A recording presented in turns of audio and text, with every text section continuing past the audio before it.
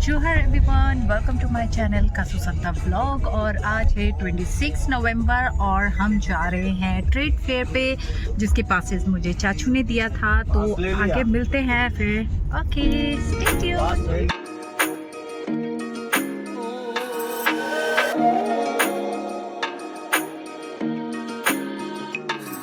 यहाँ मैं अपनी ये लिपस्टिक चेक कर रही हूँ, क्योंकि यहाँ पे पता नहीं क्यों मुझे कैमरे में ये शेड अच्छा नहीं लग रहा, बट इन पर्सन जब देखो तो ये शेड एक्चुअली बहुत अच्छा लग रहा था। आप कमेंट में बताना मुझे अच्छा है कि नहीं।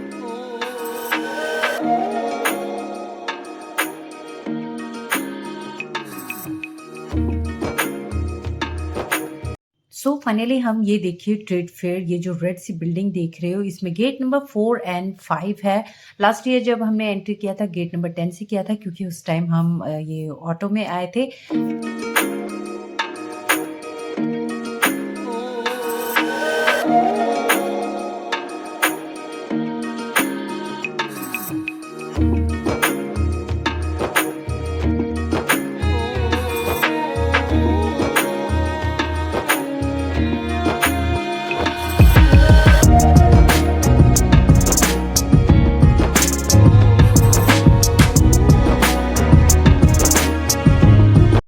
हमारी गाड़ी हो रही है पार्क, और ये पार्किंग अभी न्यू जस्ट बना है, काफ़ी सारे हैं। और हम लोग अर्ली मॉर्निंग पहुँचे हुए, इसलिए काफ़ी ज़्यादा स्पेस काफ़ी खाली है।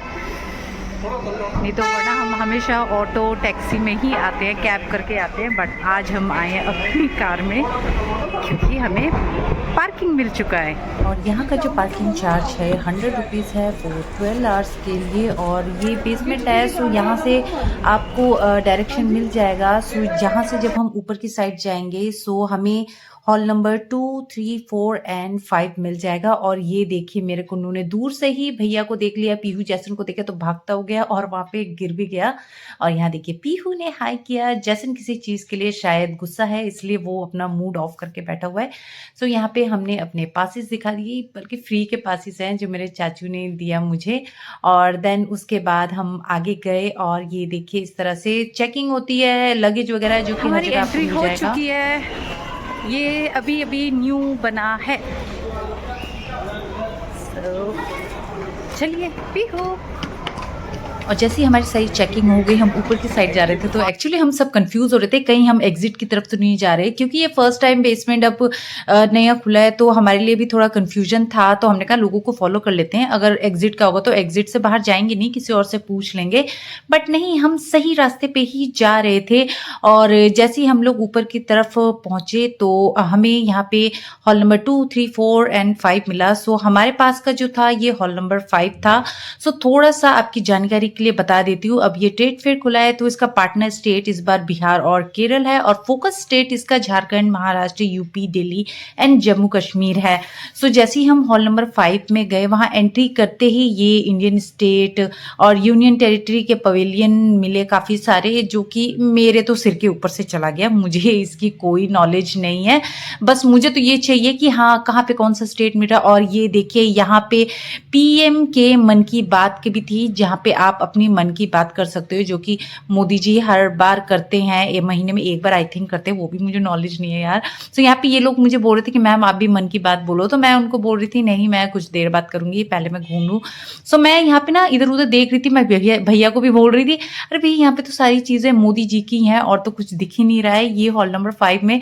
तो भैया भी यही हंस रहे थे, हाँ मोदी जी को प्रमोट किया जा रहा है। सो आगे जैसे जैसे हम गए, देन उसके बाद इसमें हम पहुंचे, तो यहाँ पे हमें जो था मिनिस्ट्री ऑफ माइंस का मिला, जो कि कितने सारे जो ये स्टोन वगैरह होता है उसकी नॉलेज वगैरह सारी थी। और ये सब चीज़ें मैं देख तो रही थी, बट फ्रेंकली स्पीकिंग मेरा इसमें बिल्कुल भी इंटरेस्ट नहीं होता है।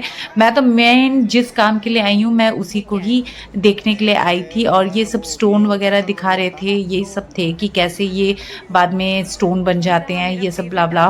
सो आगे जाके जैसे ही मुझे इस साइड देखा, मैंने कहा हाँ मेरा फेवरेट सेक्शन आ गया यार, ये रहा, इसी का ही तो मैं इंतज़ार कर रही थी। सो यहाँ से जैसे ही हम निकले, और यहाँ पे सारे ही मतलब जैसे मैंने आपको बोला कि एक के बाद एक ये हॉल नंबर 2, 3, 4 और 5 ये एक दूसरे के साथ कनेक्ट थे। तो वो हमें अपना एक बोर्ड देख के ही पता चल रहा था कि हाँ, हम इस पवेलियन पे आ चुके हैं। सो यहाँ पे अलग-अलग स्टेट के थे, आसाम के थे, काफ़ी सारी चीज़ें थी जो कि इंटरेस्टिंग था। तो पहले तो मैंने कहा कि चलो पहले थोड़ा-सा एक्सप्लोर कर लिया जाए, और मॉर्निंग में पहुँचे थे तो ज़्यादा रश हमें नहीं मिला। ये सब अच्छे लग रहे थे, रीज़नेबल प्राइस कह भी सकते हो, नहीं भी कह सकते हो। अब जैसे अनी को ये वुलन का ये कुछ वार्म वाला पजामा पसंद आया जो कि 450 उन्होंने कोट किया। सो बट अनी को एक्सपेंसिव लगा। सो मैंने सोचा ठीक है, तुम्हें लेना है तो लो, नहीं लेना तो छोड़ दो यार, इसमें क्या जाता है। सो ऐसे ही हम जगह-जगह जा रहे थे। फिर यहाँ पे एक साड़ी वगैरह इतनी अच्छी-अच्छी थी, बट ये पता नहीं क्यों ज़्यादा ही लग रहा था मुझे। 5000 4000 ऐसे करके प्राइस कर रहे थे। सो ये सब मैं आपको सिर्फ दिखाने के लिए कर रही थी, क्योंकि मैंने तो अपना फिक्स कर रखा है कि मुझे जो पसंद आएगा और क्या लेके जाना है वो मैं अपना माइंड में सेट करके गई थी। और ये देखिए, ये एक स्टॉल था, सूट का पीस था, बहुत प्यारे-प्यारे थे। और ये यहाँ पे अच्छे-अच्छे सूट भी थे, अगर आपको रीज़नेबल लगे तो ठीक है, नहीं है तो कोई प्रॉब्लम नहीं। और यहाँ भैया ये कश्मीर के ये छोटे-छोटे बिल्कुल वार्म वाले स्टॉल ले रहे थे, और इतने सॉफ्ट थे ना, मैंने घर में आके पकड़ के देखा था। सो ये यहाँ पे मम्मी के लिए एक ले रहे थे और भाभी के लिए। ये जो ब्लू वाला है ये मम्मी के लिए, और ये ब्लैक वाला है जो है भाभी के लिए ले रहे थे ये, जो कि 500 रुपीज़ ईच पड़ रहा था। और जहाँ तक मैंने यहाँ पे देखे जम्मू एंड कश्मीर के वार्म स्टॉल वगैरह ज़्यादा थे, वुलन सूट वगैरह थे, बिल्कुल मतलब क्या-क्या वर्क होते हैं जिसके तो आधे से ज़्यादा नाम मुझे पता ही नहीं। और टच करने पर ये इतने ज़्यादा सॉफ्ट लग रहे थे ना, ये सूट वगैरह सब काफ़ी अच्छे रीज़नेबल प्राइस में थे, जो कि मतलब 1000 से स्टार्ट था। तो आप पहनते हो तो ले सकते हो, वरना मेरे पास तो अभी इतने सूट पड़े हुए हैं कि मैंने अभी तक उसे स्टिच ही नहीं कराया है। देन उसके बाद मैं इस पवेलियन पे आई, और यहाँ पे ये बिहार का मिल रहा था काफ़ी अच्छा। सो ये देखिए, सिल्क वगैरह के काफ़ी अच्छे-अच्छे थे, मतलब देख के ना मज़ा आ रहा था। सो लेकिन वही होता है ना कि आपको जितनी ज़रूरत हो आप उतना ही लो, वरना देख के आ जाओ। और ये ब्रास के काफ़ी अच्छे-अच्छे थे।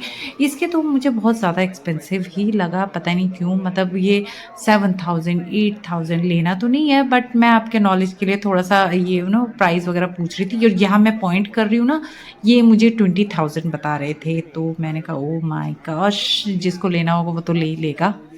ट्रेड फेयर में काफ़ी चीज़ें मिलती हैं, बट लेडीज़ की चीज़ें ज़्यादा मिलती है। तो मेरा बड़ा बेटा मुझे बोलता है कि मम्मा यहाँ पे तो सिर्फ लेडीज़ की ही ज़्यादा मिल रहा है, हम बॉयज़ के तो कम ही मिल रहा है।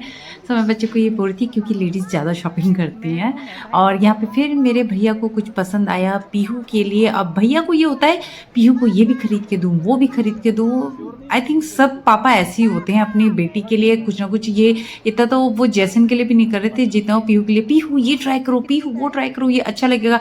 इवन पीहू परेशान हो रही थी, पापा मुझे नहीं चाहिए। और मैं यहाँ पे ये एक शॉल पूछ रही थी जो कि 1000 रुपीज़ मुझे कोट कर रहे थे।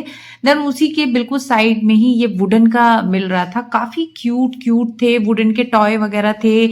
ये टॉप, ये एरोप्लेन वगैरह काफ़ी अच्छा था। अगर आप ऐसे चाइनीज़ टॉय से नहीं खेलना चाहते हो तो आप ऐसी वुडन की चीज़ों से खेल सकते हो। ये एक टॉप था जो कि मुझे बहुत अच्छा लग रहा था।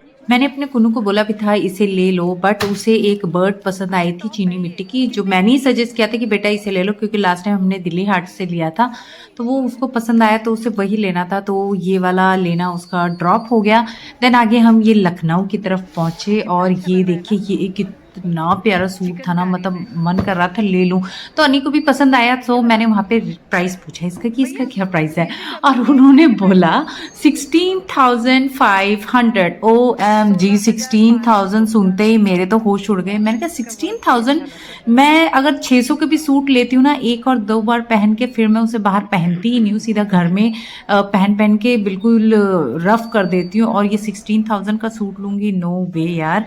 और देन आगे ऐसी बढ़ती गई मैं, और यहाँ पे काफ़ी सारे ये पेंटिंग थे जो कि हैंडवर्क भी थे। ये पिकल्स वगैरह, राजस्थानी सुप्रसिद्ध शुद्ध अचार था, काफ़ी सारी चीज़ें थी। हम आगे ऐसे ही बढ़ते जा रहे थे। बांग्लादेश साड़ी वगैरह थी, बहुत अच्छी थी, बट वही है, कुछ जगह पे ओवर प्राइस कर रहे थे। वो बार्गेनिंग करने के लिए तैयार थे, वो बोलते हैं आओ आप रुको, स्टॉल ख़त्म होने वाला है ट्रेड फेयर, तो आप आओ रुको देखो तो सही थोड़ा सा, वो ऐसे बोलते हैं। बट बार्गेनिंग पे आप कितनी कराओगे, ओवर प्राइस प्राइस इतना दे देते हैं कि आप 500 रुपये भी कम कराओगे ना तो भी वो मतलब कि आपको रीज़नेबल नहीं लगेगा। और देन उसके बाद हम आ गए ये इंटरनेशनल, ये भी मतलब वो हॉल नंबर 4 पे ही इसके साथ ही कनेक्ट है, 5-4 ये। तो यहाँ पे जो इंटरनेशनल का मैंने ज़्यादातर देखा, ज़्यादातर जो था ड्राई फ्रूट्स वगैरह ही ज़्यादा थे, जो कि हमारे इंडिया में भी मिलता है। थोड़ी ज्वेलरी वगैरह भी थे, ड्रेसेस वगैरह भी थे, और जो कि मतलब मुझे ना लग रहा था कि ये तो यार अपने इंडिया में भी मिलता है, इंडिया तो फिर इंटरनेशनल में मैं क्या ऐसा लूँ, तो इसलिए मैं बस देख के ही गई। और देन उसके बाद हम यहाँ आए, यहाँ पे ये कुछ इंटरेस्टिंग लग रहा था, ये एक बर्ड्स थे, ईगल वगैरह थे, ये वॉर्म थे, तो ये बहुत क्यूट लग रहे थे। इसको तो मतलब बिना वो किए मैंने कहा बेटा इसे ले लेते हैं, ये बड़े क्यूट से लग रहे हैं, मतलब इसको ऐसे पकड़ के रखो, वो ऐसे हिलता है, ये देखो कितना क्यूट लग रहा है। तो मैंने अपने बड़े बेटे को बोला बेटा ये ले लो, तो मेरे बेटे को ये वॉर्म वाला पसंद आ रहा था, बट मैंने कहा नहीं बेटा वो वॉर्म वाला कुछ गंदा सा दिख रहा है, वो हिल रहा है, गंदा दिख रहा है, आप ये वाला लो, क्यूटी सा ये चिक लग रही है। सो इसका प्राइस मुझे 150 बोला गया। सो मैंने कहा नहीं 150 हो चाहे जैसे भी हो मैं ले लेती हूँ, क्योंकि मुझे बहुत क्यूट लग रहा था। फिर मेरा कुन्नू भी मम्मा मुझे भी लेना है, तो देन उसके बाद उसने वो किया कि मैं ईगल वाला, तो मैंने कहा चलो लेने दो, बच्चे लेना चाहते हैं। तो अब इन्होंने देख लिया, तो पीहू जैसन को भी था कि नहीं हमें भी ये लेना है, तो उन्होंने भी ले लिया, तो हमने ये ले लिया। और देन उसके बाद जैसे ही हम आगे पहुंचे तो ये 499 रुपीज़ केजी में ये सारे क्रॉकरीज मिल रहे थे। यस अनबिलीवेबल, मतलब केजी में मिल रहा था, मतलब 499 रुपीज़ केजी। आप एनी बाउल लो, स्पून लो, प्लेट लो, ट्रे लो, यार जैसा कुछ भी लो वो वेट के हिसाब से 1 केजी हो जाएगा और आप ले लो। इसमें तो मतलब सबसे ज़्यादा भीड़ हो रही थी, क्योंकि मैंने जितने भी लास्ट के व्लॉग वगैरह देख रही थी, वो तो टचवुड हम लोग मॉर्निंग में पहुंचे हुए थे, तो मुझे वीडियो बनाने का भी मौका मिला और देखने का भी मिला। वरना बाद में जब 2-3 बज गए थे ना, सीरियसली 1 बजे बाद तो ऐसी भीड़ हो गई थी ना कि पैर रखने की भी जगह नहीं हो रही थी। तो यहाँ पे अनी एक बार हो रहे थे लू नी लू, बाद में अनी ने ड्रॉप कर दिया, नहीं लेना, पकड़ेंगे कैसे, लेके कैसे जाएंगे यार। फिर हम पहुंच गए ये उड़ीसा में, जहाँ सिल्वर ज्वेलरी थी, बहुत ही प्यारी प्यारी थी, मतलब बहुत अच्छे दिख रहे थे, बिल्कुल हमारे उड़ीसा स्टाइल का ही था। सो यहाँ पे प्राइस वगैरह सब मेंशन किया हुआ था उसके साथ ही। सो एक्सपेंसिव भी लगा मुझे, सो मुझे लेने का कोई पर्पस नहीं था, बस मैंने कहा अच्छे लग रहे हैं। सो अनी भी वही बोलते हैं कि हाँ अच्छा तो लग रहा है, बट काफ़ी एक्सपेंसिव लग रहा है मेरे ख्याल से। अगर मैं अपने वहाँ उड़ीसा में चली जाऊँ तो वहाँ मुझे इससे कम प्राइस में ही मिल सकता है। हम यहाँ पहुँच गए हॉल नंबर 4 पे, जहाँ पे इंटरनेशनल काफ़ी सारे लगे हुए थे, और जितना भी मैंने देखा इंटरनेशनल में ज़्यादातर ड्राई फ्रूट्स, ज्वेलरी यही सब थे। 1-2 थे जो दुबई के पाकिस्तानी सूट वगैरह ये सब निकाले हुए थे। और यहाँ देखिए भैया फिर पीहू को कि पीहू ये ले लो वो ले लो, मतलब पीहू इतना लेने के लिए नहीं हो रही जितना भैया खरीदने के लिए हो रहे थे कि ये लो। तो पीहू को हेयर बैंड पसंद आया तो उसने ले लिया। और जैसे मैंने आपको बताया इंटरनेशनल है, अफ़गानिस्तान है, दुबई भी था, ईरान था, काफ़ी सारे थे इंटरनेशनल। सो यहीं पे ज़्यादातर वही ड्राई फ्रूट्स और ये ज्वेलरी थे। और देन उसके बाद हम घूमते घूमते पहुंच गए दोबारा इंडियन हॉल पे। सो यहाँ पे पिकल्स वगैरह, जूती वगैरह मिल रहा था, और ये देखिए बांस के या जूट के बैग वगैरह थे जो काफ़ी अच्छे थे, और प्राइस भी काफ़ी रीज़नेबल लगे मुझे, क्योंकि ये जो बड़े वाले बैग थे ये 450 बोल रहे थे। तो ये मैंने बैग लिया भैया के साथ, लेकिन बार्गेनिंग करके 400 पे भैया को दिलवाया। और ये जो छोटे वाले देख रहे हो 350 बोल रहे थे, और उससे छोटे वाले 200 बोल रहे थे। सबके मतलब साइज़ के हिसाब से उन्होंने प्राइस अपना कोट कर रहे थे, और बार्गेनिंग अच्छी चल रही थी कि हाँ आपकी बार्गेनिंग स्किल कैसी है। लेकिन मुझे तो ऐसा होता है कि मतलब ऐसी जगहों में बार्गेनिंग करना 100 रुपये 50 रुपये से ज़्यादा मैं नहीं कर पाती हूँ। देन उसके बाद मैंने ये बैग वगैरह लिया, और उसके बाद ये हम आ गए ये केरला के कराची हलवा पे। ये हलवा तो मुझे बहुत पसंद है, जैसे मैंने आपको पहले भी बता रखा है कि मैं केरल में आती थी तो बस मैं ये हमेशा ही खाती थी। देन उसके बाद हम यहाँ पे आ गए नेक्स्ट पवेलियन, ये खादी इंडिया। जैसे कि आप जानते हो खादी बिलोंग्स टू गांधी जी।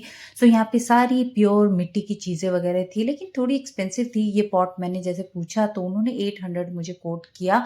और यहाँ देखिए बच्चों के साथ मामू जान बिजी हैं पिक्चर क्लिक कराने में। एक फॉरनर को बोल दिया उन्होंने, और उन्होंने सो स्वीट, उन्होंने मतलब 3-4 पिक्चर क्लिक कर दिया। और ये बैकग्राउंड देखो, इसमें आपको ध्यान होगा मैंने इंस्टाग्राम में ये पिक्चर अपनी ऑलरेडी डाल दिया है। अगर आपने देख लिया तो लाइक और कमेंट करो यार, और नहीं देखा तो अभी मेरे इंस्टा अकाउंट में जाओ और जाके मेरी पिक्चर्स को लाइक करो। सो यहाँ पे जो खादी इंडिया है, यहाँ पे पूरा मतलब कि गांधी जी से रिलेटेड चीज़ें हैं, वो कैसे चरखा चलाते हैं, उनसे उनके टाइम में जो यूज़ होती थी वो मिट्टी की चीज़ें, काफ़ी अच्छा प्रेज़ेंट किया गया था और मैं अपने आप को बहुत ब्लेस्ड समझ रही थी कि अच्छा हुआ मैं मॉर्निंग में आ गई, मुझे काफ़ी सारा टाइम मिल गया था वीडियो बनाने के लिए, पिक्चर क्लिक करने के लिए, वरना ऐसी भीड़ में तो इतना भी मुझे करने के लिए मौका नहीं मिलता।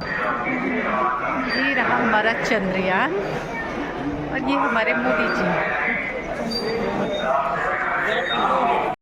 हम यहाँ से एग्ज़िट हो रहे हैं, ये है गेट नंबर 3, गेट नंबर 5 से हमने एंट्री की थी और अब हम गेट नंबर 3 से एग्ज़िट हो रहे हैं। ज़्यादा भी रश है नहीं, मॉर्निंग का टाइम है, देखो maybe after 1 o'clock rush मिल जाए काफ़ी अच्छा। सो वी आर लकी कि हम पहुँच गए पहले ही। सो ट्रेड फेयर पार्ट 1 मैं यहीं पे एंड करती हूँ। पार्ट 2 मैं जल्द ही आपके साथ शेयर करूँगी, अभी करती तो बहुत लंबा हो जाता।